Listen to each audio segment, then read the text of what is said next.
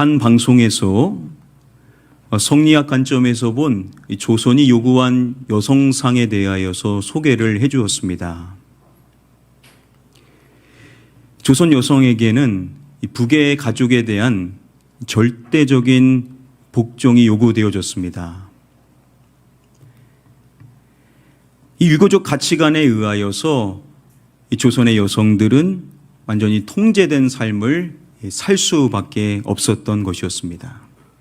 그래서 이름조차도 불리지를 못하는 사람들이 바로 조선의 여성들이었습니다. 태어났을 때는 누군가의 딸로 불리고, 혼인을 했을 때는 누군가의 아내로 불리고, 자녀를 낳았을 때는 누군가의 엄마로만 불리게 된 것이죠.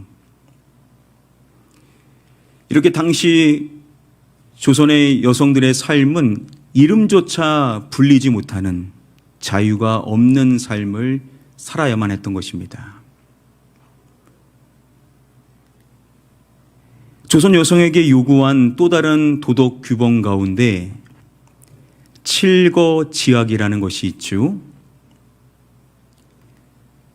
아내를 내쫓는 이유가 되는 7가지 사항에 해당이 됩니다. 그 내용을 보면요, 여러분 놀라지 마십시오. 이런 내용이 있습니다. 질투하는 것이 있습니다. 질투를 하면 아내를 내쫓을 수가 있었다라는 겁니다. 믿기십니까? 또 이러한 것도 있습니다. 나병, 간질 등의 유전병을 가지는 것. 질병이 있는 것, 그것만으로도 서러운데 그게 그 이유가 될 수가 있었다라는 겁니다. 또 이러한 내용도 있습니다. 말이 많은 것도 그 이유가 되었다라고 합니다. 이러한 내용들을 그 현장에서 접했었던 남성 출연진 가운데 와, 너무하다라는 반응을 보였습니다.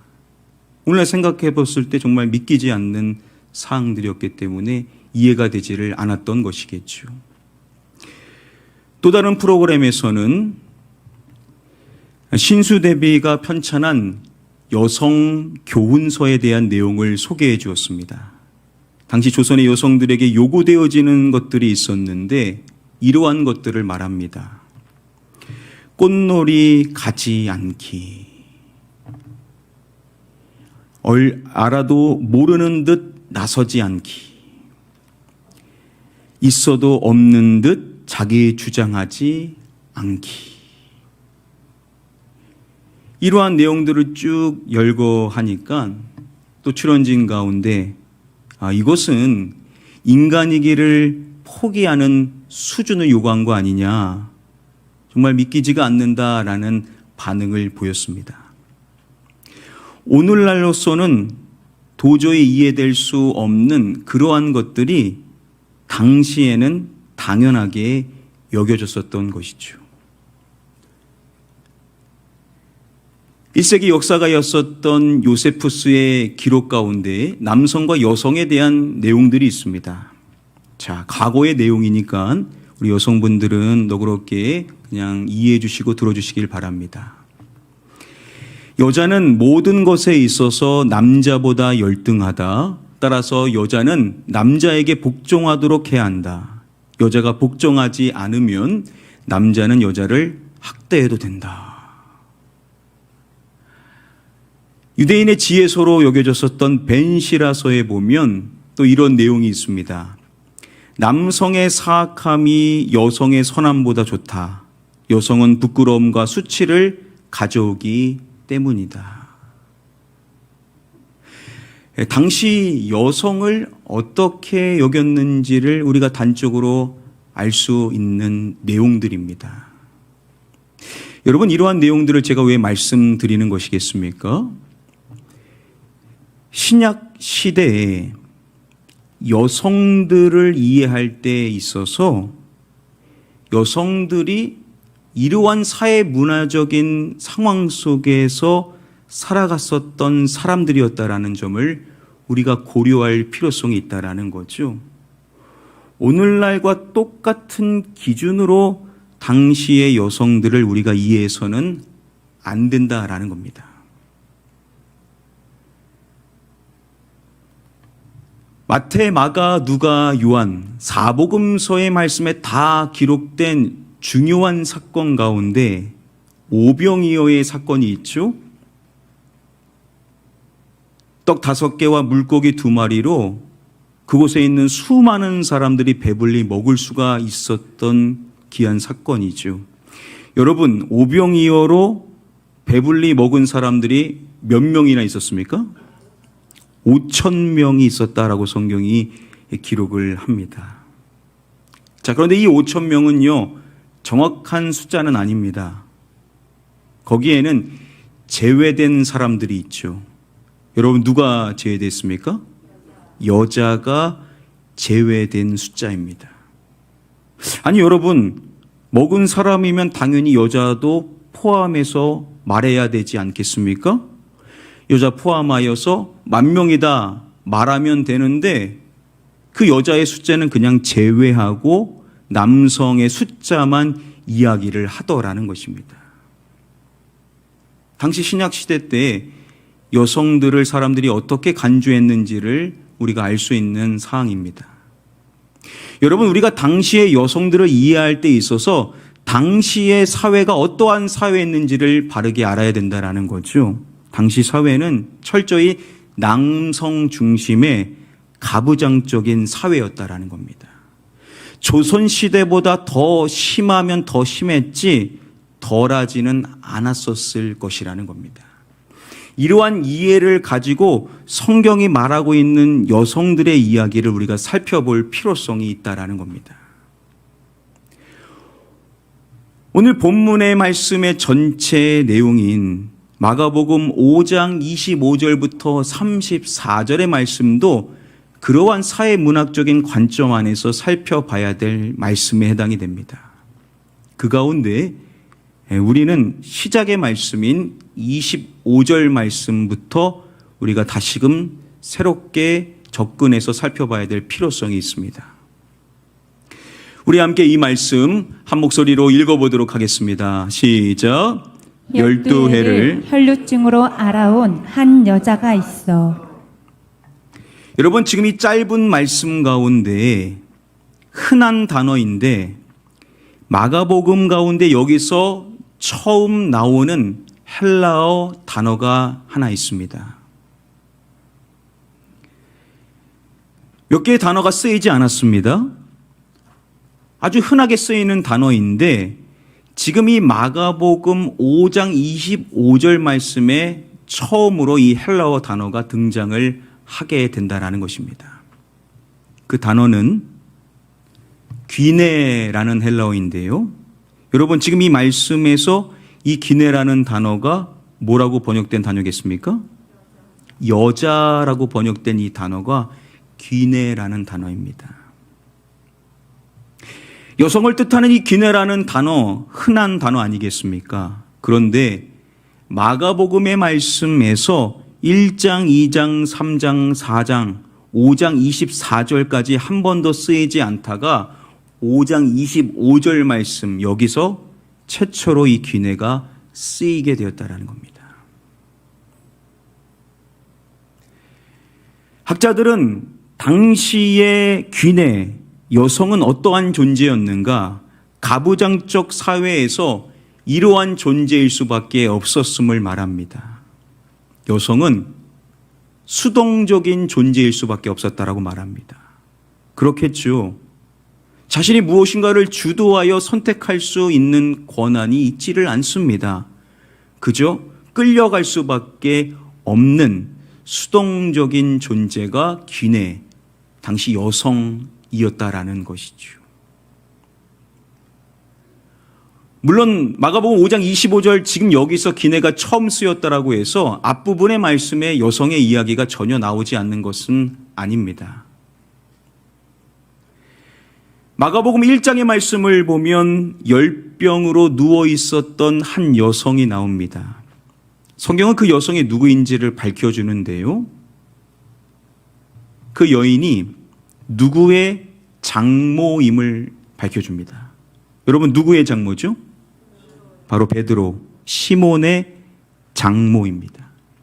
이 앞전엔 1장 29절 말씀을 보면 예수님께서 베드로와 안드레의 집에 들어가셨음을 밝혀줍니다.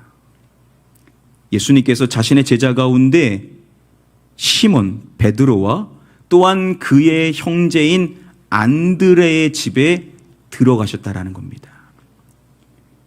예수님은 종종 그의 집에 방문을 했을 것이다 라고 학자들은 말합니다.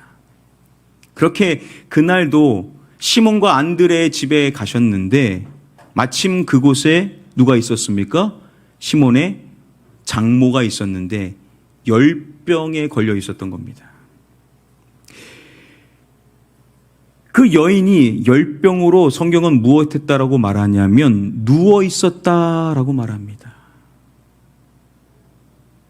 그 질병으로 인하여서 아무것도 할 수 없었고 그저 누워 있을 수밖에 없었음을 말합니다.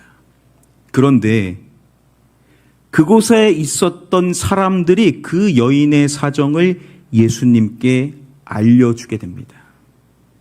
그 여인이 그렇게 할 수가 없는 겁니다. 누군가가 그 여인을 도와줘야만 했었던 상황이라는 것이죠. 이렇게 그녀는 누워서 아무것도 할 수 없고 다른 누군가가 도와줘야만 살 수 있는 사람으로 그리고 있다는 겁니다.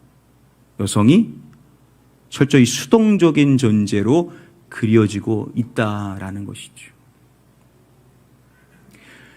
그리고 오늘 말씀에서 최초로 귀내 여자에 대해서 이야기를 한다라는 겁니다. 당시 가부장적인 사회에서 여성은 수동적인 존재일 수밖에 없다라고 했습니다. 그저 기다릴 수밖에 없는, 누군가 도와줘야만 은혜를 입을 수밖에 없는 자가 당시 귀내 여성이었다라는 겁니다. 그러한 귀내가 최초로 등장을 하는데 중요한 것은 이 여성은 그냥 일반적인 여성이 아니었다라는 점이죠. 성경은 이 여인에 대해서 말할 때 무엇으로 알아온 여자라고 말씀을 해주죠. 무엇을 알아왔습니까? 혈류증을 말하고 있다는 겁니다. 혈류증. 이 혈류증이라는 것은요, 구약의 레위기 15장의 말씀에 나오는 유출병이라는 것에 속하는 질병입니다. 그 레위기 15장의 말씀을 보면 그러한 여인은요, 접촉하게 되는 어떠한 사람이든지 간에 다 부정하게 만들게 된다라고 말합니다. 자신도 부정하고 다른 사람들도 부정하게 만든다라는 거죠. 이뿐만이 아닙니다. 그러한 사람이 누워 있었던 자리나 앉았던 자리든지 그 여인이 접촉한 부분들은 다 부정해지게 된다라고 말합니다. 그뿐만 아닙니다. 그러한 침상과 그 자리, 그러한 여인이 접촉했었던 그 부분을 누군가가 만져도 그 사람도 다 부정해지게 됩니다. 단순히 이것이 끝이 아닙니다.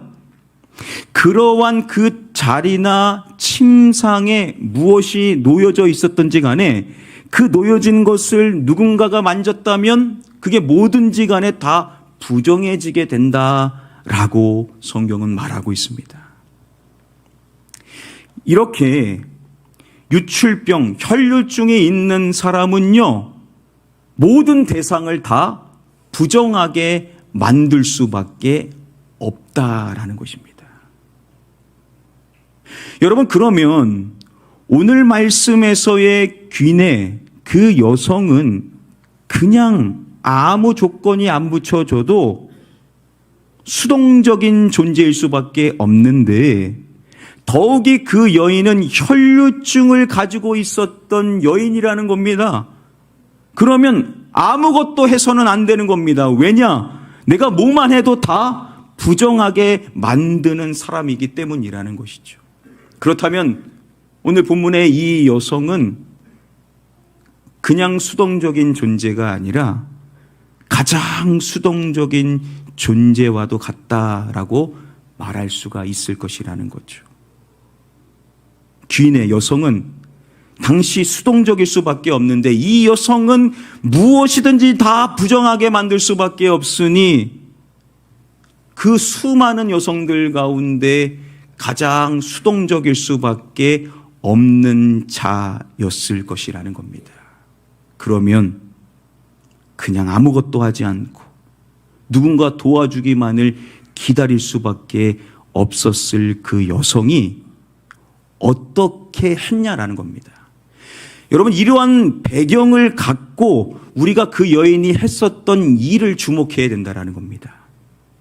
오늘 본문의 말씀에 보면 그 여인이 이렇게 했다라고 하죠. 우리 함께 다음의 말씀 읽어보겠습니다. 시작. 예수의 소문을 듣고 무리 가운데 끼어 뒤로 와서 그의 옷에 손을 대니 그 여인이 어떻게 합니까? 무리 가운데 끼어가지고 뒤로 오게 됩니다. 그리고 예수님의 옷에 손을 대는 것입니다. 여러분, 그 사실을 아십니까? 그 여인은요, 성경에서 유일한 여성으로 많은 항목들로 뽑힐 수 있는 여성인데, 특별히 그 여성은요, 신약 성경에서 자신의 치유를 위해 예수님께 직접 나온 유일한 여성에 해당이 됩니다. 제가 이 논문의 자료를 읽고 진짜 그런가 해서 다 찾아봤습니다. 일일이 다 찾아봤는데 나중 마가복음 말씀에 보면 한 여인이 예수님께 오게 되는데 그 여인은 자신의 질병이 아니라 자신의 자녀의 문제를 가지고 예수님께 왔었던 여성이 한 명 더 있습니다. 진짜 이 여성은 신약 성경 가운데 자신의 질병이 치유되기 위하여서 예수님께 직접 나온 유일한 여성에 해당이 됩니다. 오늘 마가복음 5장 25절 말씀에 가장 수동적인 존재일 수밖에 없는 귀인의 한 여성이 나오는데, 그러면 가만히 있어야 될 것이고 아무것도 하지 말고 은혜만 기다리면서 그냥 그렇게 살아가야 될 수밖에 없는 자인 그 여성이 그렇게 하는 것이 아니라 모든 문제가 생길 수 있음에도 그 모든 것을 뚫고 예수님께 직접 나와 결국 치유를 받게 되었다는 겁니다. 여러분, 놀랍지 않습니까? 지금 성경은요, 우리가 지금 오늘날의 관점으로 이것을 봐서는 안 된다라는 겁니다. 지금 이 여성은 이렇게 하면 안 되는 거예요. 지금 이 여성은 그냥 가만히 있어야 되는 거예요. 그냥 수동적으로 기다리고만 있어야 되는 사람입니다. 그 다른 사람은 누구든지 예수님께 가더라도 이 여성만큼은 그렇게 해서는 안 되는 사람인데, 그 여인이 예수님께 나아감으로써 결국 소망했던 치유의 은혜를 입었다라는 것을 우리에게 말해주고 있다는 것이죠. 한번 생각해 봤습니다. 우리는 어떻게 인생을 살아가는가? 우리는 좀 그런 것 같습니다. 뭔가를 할 수 없을 때 왜 할 수 없는지에 대한 이유들을 많이 생각하는 것 같습니다. 사회적으로 봤었을 때 이게 안 돼. 내 가정적으로 생각해 봤었을 때, 이래서 안 돼. 나의 성향을 생각해 봤었을 때, 이래서 안 돼. 나의 살아왔었던 삶을 생각해 봤었을 때, 이래서 안 돼. 그래, 그래서 나는 할 수 없어. 안 할 거야. 그냥 이렇게 살 거야. 우리는 이렇게 합리화하는 점들이 많은 것 같은데, 오늘 본문의 이 여인이 우리에게 주는 교훈이 무엇이냐라는 것이죠. 자, 이러한 관점으로 계속해서 말씀을 살펴보도록 하겠습니다. 오늘 이 본문의 전체 말씀을요, 영어 성경으로 보면 우리가 이 말씀의 결국 주인공이 누구인가, 그냥 문장을 쭉 살펴본다면 당연히 주어를 살펴보면 그것을 알 수 있겠죠. 마가복음 5장 25절부터 34절까지 말씀 가운데 주어로 가장 많이 등장을 하는 사람은 바로 그 여인입니다. 그 여인이 움직이고 행하고 생각하고 했었던 것에 대하여 오늘 본문 말씀이 가장 많이 이야기를 하고 있다는 겁니다. 학자들은 이러한 설명을 합니다. 가부장적 사회에서 남성은 능동적인 존재인 반면 여성은 수동적인 존재다. 그런데 이 이야기는 남성, 여성, 능동, 수동이라는 포괄적인 틀에서 벗어난다. 25절부터 34절까지 그 여인은 7절의 주어와 3절의 목적으로 쓰인 반면 예수님은 4절의 주어와 11절의 목적으로 쓰였다. 그 여인이 능동적인 존재로 예수님이 수동적인 존재로 그려진다.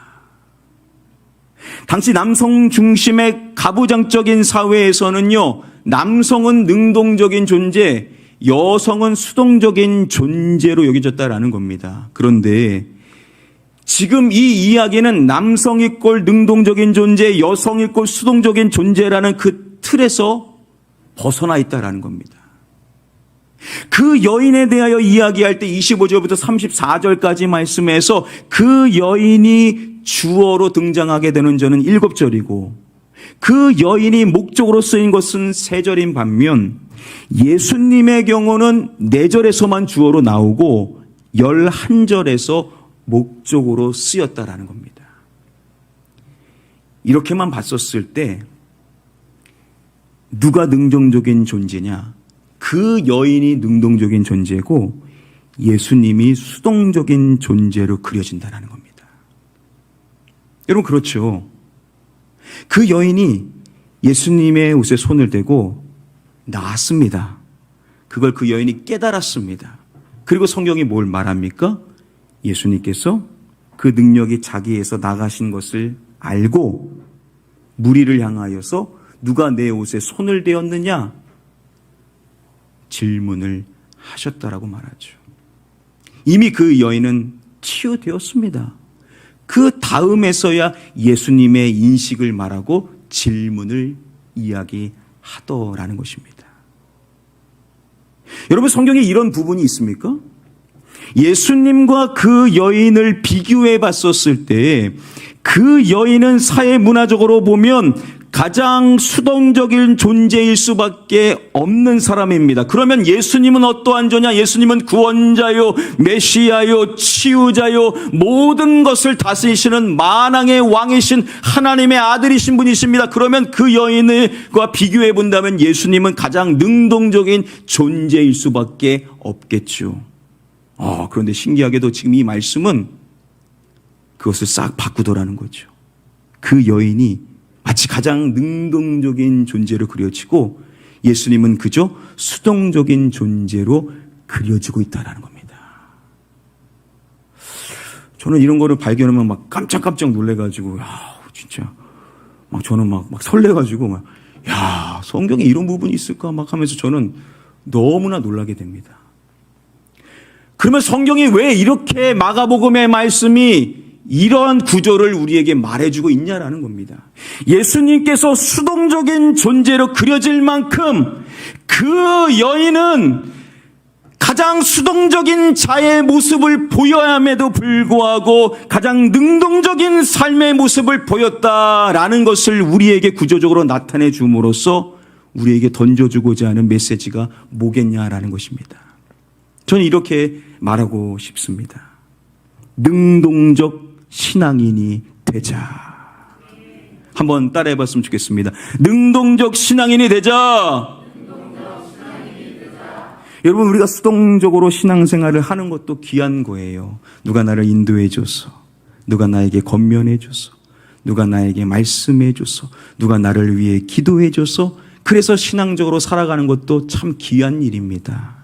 그런데 오늘 본문의 말씀을 통하여서 하나님께서 우리에게 주시는 메시지는 뭐냐? 그것도 귀하지만 이제 너희는 능동적 신앙인이 되어야 된다라고 우리에게 말씀해 주시는 줄 믿습니다. 충분히 그럴 수 있다라는 거예요. 왜냐? 그 여인이 그렇게 했다. 했다라는 것은 당시 수동적인 존재이자 가장 수동적인 존재일 수밖에 없는 12년 동안 혈류증을 알아왔었던 그 여인이 모든 것을 깨고 능동적으로 주님 앞에 나와 치유의 은혜를 받았다면 왜 너는 못하느냐? 왜 너는 안 되느냐? 왜 너는 할 수 없느냐? 너도 능동적인 신앙인으로 나의 은혜를 받을 수 있다라고 우리에게 말씀해 주시는 줄 믿습니다. 자, 그러면 우리가 능동적 신앙인이 되려면은 어떻게 해야 되는가? 질문해 봐야 하겠죠. 첫 번째 능동적 신앙인이 되려면요, 긍정적으로 생각을 해야만 합니다. 따라해 보겠습니다. 긍정적으로 생각하라. 여러분, 우리의 생각을 그냥 흘려보내시면 어떻습니까? 때로는 좋은 생각도 들겠지만 이상하게도 안 좋은 쪽으로 생각이 흘러갈 때가 많지 않습니까? 사람의 생각을 분석해 보면요, 얼마나 많은 부분이 안 좋은 쪽으로 생각한지 모른다라고 합니다. 그냥 두면요, 하지 말라고 해도 안 좋은 쪽으로 몰아가면서 생각을 하게 되더라는 것이죠. 자, 그런데 무조건 다 그래야 된다라고 저는 말하는 것이 아닙니다. 능동적 신앙인이 우리가 되려면 오늘부터 생각을 하는데 무엇으로 생각해야 된다라고요? 긍정적으로 생각을 해야만 한다라는 것입니다. 여러분, 그 여인이 무슨 생각을 했습니까? 자신이 구원을 받으리라 생각함이로라 라고 말씀을 하죠. 여러분, 아닐 수도 있는 거 아닙니까? 그렇게 했었을 때 안 나을 수도 있는 거잖아요. 그 능력이 자신에게 안 올 수도 있는 거잖아요. 그런데 그 여인은 어떻게 생각을 하냐면 구원을 받으리라 그렇게 생각을 하더라는 것이죠. 능동적 신앙인이 되려면요, 생각이 바뀌어야 된다라는 거예요. 여러분, 만약에 안 될 건데, 더 안 좋아질 건데 못하러 합니까? 그냥 안 해야 되죠. 그냥 가만히 있는 게 맞겠죠. 그런데 우리가 능동적으로 신앙생활을 하면서 주님이 원하시는 모습으로 바뀌려면요, 오늘 이후부터 우리의 생각은 안 좋은 쪽으로 생각할 것이 아니라 좋은 쪽으로, 긍정적으로 풀리리라, 나으리라, 구원받으리라, 하나님 역사하시리라. 우리는 이렇게 믿음의 생각을 해야만 될 줄 믿습니다. 생각이 참 중요한 것이에요. 내가 지금 뭐라고 생각하는지가 그게 우리의 본질이다라고 성경은 이야기를 한다라는 것이죠. 그러면 우리가 믿음의 생각을 하는 것이 참 중요하다라는 겁니다. 여러분, 풀리게 될 줄 믿고 풀리는 생각을 하시기를 바랍니다. 여러분들 치유될 것이라는 믿음을 가지시고 내가 나을 것이다, 치유될 것이다, 구원의 은혜를 내가 체험할 것이다 라고 이렇게 생각하시기를 바랍니다. 믿음의 생각, 긍정적으로 생각하는 것이 우리의 신앙을 능동적으로 바꿀 수가 있다는 것이죠. 자, 능동적 신앙인이 되기 위해서는 두 번째로 할 수 없는 일이 아닌 내가 할 수 있는 일에 집중을 해야만 합니다. 한번 따라해 볼까요? 내가 할 수 있는 일에 집중하라. 여러분, 만약에 그 여인이 이렇게 했다라고 생각해 보십시오. 왜 나한테는 내 사연을, 내 사정을 예수님께 알려주는 사람이 왜 한 명도 없을까? 왜 나는 다른 질병이 아니라 왜 혈류증이라서 사람들과 함께 할 수 없고 왜 그분께 나아갈 수 없는 것일까? 나도 가고 싶은데 나는 할 수 없어. 나는 그렇게 할 수 없어. 여러분, 이렇게 할 수 없는 쪽에 생각했다라고 한다면 그녀의 삶이 어떻게 되겠습니까? 그런데 그 여인은요, 자신이 할 수 있는 일에 초점을 맞춰서 그것을 행하는 사람이었다라는 것이죠. 여러분, 그 여인은요, 다른 사람들처럼 도움을 받을 수가 없었습니다. 다른 사람처럼 예수님 앞에 자신을 드러내면서 도움을 구할 수가 없었습니다. 그래서 그 여인은 어떻게 하냐? 자신이 예수님의 옷에 손을 대는 일을 생각하더라는 것이죠. 다른 사람처럼 할 수 없었지만 많은 사람들 무리에 껴서 자신이 할 수 있는 일, 그곳에 손을 대는 것은 내가 할 수 있다. 할 수 있는 일에 초점을 맞췄다라는 것입니다. 여러분, 이게 참 중요해요. 물론 우리가 할 수 없는 일들도 참 많이 있습니다. 내 영역 밖의 일들이 많다라는 거예요.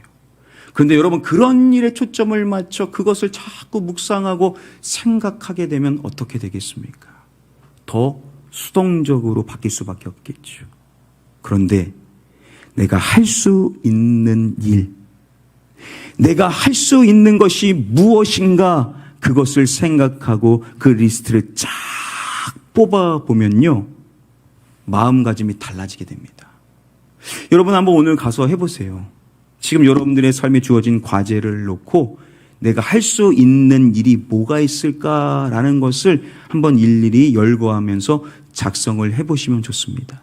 그러면요, 의외로 할 게 많구나, 이렇게 생각이 바뀔 수가 있어요. 이렇게 생각이 바뀌게 되고 태도가 바뀌게 될 때 우리의 신앙도 능동적으로 바뀔 수가 있게 된다는 것입니다. 여러분, 할 수 없는 일, 그것은 그냥 하나님께 맡기십시오. 할 수 없는 영역은 하나님의 영역이다 생각하시고 맡기고 기도하시고, 오늘부터 할 수 있는 일에 초점을 맞춰서 그 할 수 있는 일을 실행하실 수 있는 하나님 기뻐하시는 능동적 신앙인들 다 되시기를 주님의 이름으로 간절히 축복하며 축원합니다. 우리가 능동적 신앙인이 되려면은 마지막 세 번째, 할 일을 당장 시작을 해야만 합니다. 한번 따라 보겠습니다. 할 일을 당장 시작하라. 잘 생각했습니다. 그리고 다 열거해 봤습니다. 그래 놓고 내일 하자, 다음에 하자 해서는 안 된다라는 거죠. 내가 생각했고 할 일이 정해졌다면 그 할 일을 당장에 시작을 해야만 한다라는 겁니다. 성경의 기록을 보면 그 여인의 행동에 대하여 분사로 아주 신속한 행동인 것처럼 기록을 하고 있습니다. 즉, 그 여인이 할 일이 정해졌었을 때 그 일을 지체한 것이 아니라 그것을 신속하게 했다. 무리 가운데 끼어 뒤로 와서 예수님의 옷에 손을 대었다라는 것을, 그 여인이 실행한 것을 신속한 실행으로 성경이 묘사를 하고 있다라는 것이죠. 만일 그 여인이 그렇게 잘 생각하고 할 일을 정해놓고 다음에 해야지 라고 했다라고 한다면 아마도 그 여인은 그러한 은혜를 누리지 못했었을 것입니다. 그런데 그 여인은요, 그 할 일을 당장에 실천에 옮겼고, 그렇게 했었을 때 놀라운 기적이 나타나게 되었다라는 것입니다. 여러분, 아무리 좋은 계획도 뒤로 미루면 아무런 소용이 없잖아요.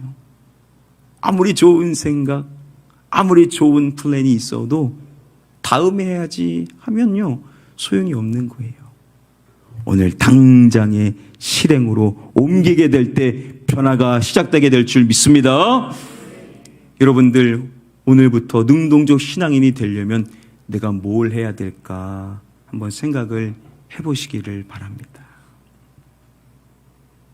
지금도 우리 성도님들 가운데에는 취침 기도를 하면서 하루를 마무리하시는 분들이 많이들 계십니다. 그런데 혹시 중단하셨던 분들 계신다라고 한다면 다시 한번 시작해 보시기를 권면드립니다. 하루의 마지막을 하나님 앞에 감사의 기도로 드린다라는 것은 우리의 삶의 태도를 능동적으로 바뀔 수 있는 아주 중요한 시작점이 될 수가 있습니다. 내가 능동적 신앙인이 되려면 우리 신앙생활 가운데 당연히 기도가 또 있어야 되겠죠. 기도 생활 많이 하셨겠지만 특별히 오늘부터 우리가 중보 기도해야 될 기도 제목이 있죠. 여러분, 뭐겠습니까? 우리 청년 단기 선교팀이 오늘 필리핀 땅으로 선교를 출발하게 됩니다. 그러면 우리가 중보 기도해야 되겠죠. 우리도 보내는 선교사로서 우리 귀한 청년들과 그 현지 땅에 그곳에 함께 은혜를 나누게 될 수많은 영혼들에게 하나님의 놀라운 역사가 나타날 수 있도록 우리가 중보기도를 시작해야 될 줄 믿습니다. 우리 성도님들 가운데에는 독서를 좋아하시는 분들도 계실 텐데 다른 독서도 중요하겠지만 신앙 서적을 읽으셨던 분들이 계실 것입니다. 근데 중단되셨다면 다시 책을 펼쳐보십시오. 오늘 한 장이라도 읽겠다라는 마음으로 오늘부터 당장의 경건 서적을 읽는 것들도 우리의 신앙을 바꿀 수 있는 중요한 시작점이 될 수가 있을 것입니다. 뭐든지 간에 여러분들의 삶에 적용을 해보셔서 내가 오늘부터 당장 실천해야 될 일이 무엇인가 한 가지 딱 정해보시고 오늘부터 능동적인 신앙인이 될 수 있도록 그 일을 당장에 시작하실 수 있는 하나님 기뻐하시는 능동형 신앙인들 다 되시기를 주님의 이름으로 간절히 축복하며 축원합니다. 말씀을 맺도록 하겠습니다. 오늘 주어진 말씀을 통하여서 저와 여러분들이 능동적 신앙인이 되려면 어떻게 해야 되는지 다시금 정리를 해보도록 하겠습니다. 자, 첫 번째, 생각이 중요하다고 했습니다. 어떻게 생각하라고요? 긍정적으로 생각하라. 여러분, 부정적으로 생각하는 사람이 능동적으로 바뀌기는 쉽지가 않습니다. 물론 가정은 해야죠. 리더라면 안 될 수 있는 부분도 생각하는 지혜가 있어야 됩니다. 그러나 능동적인 신앙인이 되려면요, 긍정적인 사고를 하는 것이 우선적으로 갖춰져야만 합니다. 그러니까 여러분, 오늘부터 생각하실 때 좋은 쪽으로 자꾸 생각하는 훈련을 해보시기를 바랍니다. 그래서 부정적인 사람들이 생각을 던져주면요, 그럴 수도 있지만 하나님 도와주시니까, 하나님 역사하실 것이니까는 더 잘 될 수 있을 거야, 이렇게 생각을 바꿔주실 수 있는 능동적 신앙인들이 되시기를 축복합니다. 능동적인 신앙인이 되려면 두 번째, 할 수 없는 일이 아닌 내가 할 수 있는 일에 집중을 해야 된다라고 했습니다. 참 중요합니다. 할 수 없는 일 때문에 여러분 낙심하지 마십시오. 내가 할 수 없는 영역의 일 때문에 한숨 짓지 말라라는 겁니다. 오늘부터 내가 할 수 있는 일이 뭔가 한번 쫙 뽑아보셔서 그 할 수 있는 일에 여러분들이 초점을 맞춰서 살아간다라고 한다면 능동적인 신앙인으로 조금씩 바뀌게 될 것입니다. 마지막 세 번째,